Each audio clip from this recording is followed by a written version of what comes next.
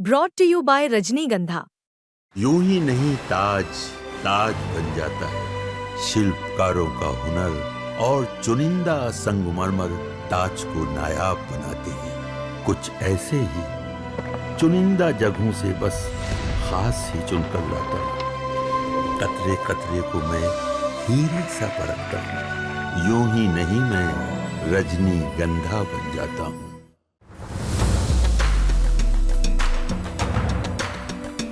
बिहार विधानसभा चुनाव से पहले इस मुलाकात की चर्चा खूब हो रही है।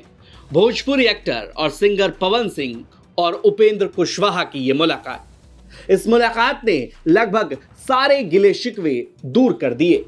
पवन सिंह ने तो उपेंद्र कुशवाहा का पैर छूकर आशीर्वाद लिया। इतना ही नहीं, उपेंद्र कुशवाहा से पवन सिंह गले लग गए, बिल्कुल एक पिता पुत्र की भांति। लेकिन बिहार की सियासत में ये तस्वीर कोई आम तस्वीर नहीं है, बेहद ही खास तस्वीर है।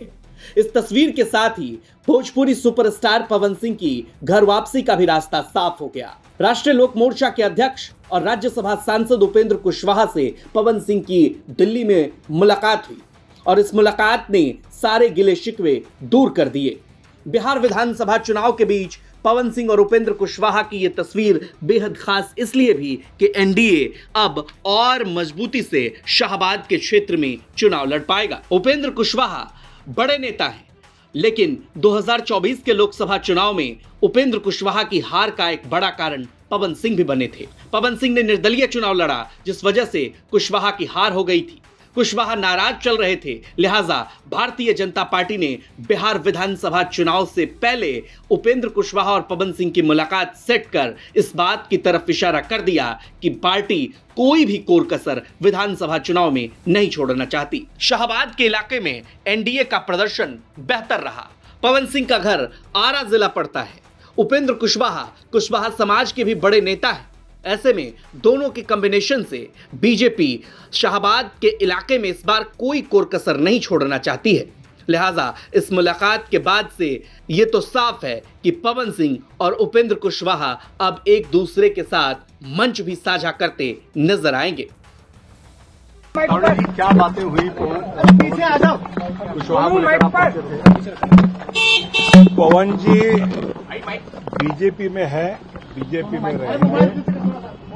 आदरणीय उपेंद्र कुशवाहा जी ने उनको शुभकामनाएं आशीर्वाद दिया है और आने वाले चुनाव में एनडीए के लिए पवन जी सक्रियता से काम करेंगे बीजेपी के कार्यकर्ता के नाते। लेकिन जिस अंदाज में उपेंद्र कुशवाहा और पवन सिंह की मुलाकात हुई है, इससे साफ जाहिर है कि बिहार विधानसभा चुनाव में कोई भी दमखम दिखाने के लिए तैयार हो सकता है।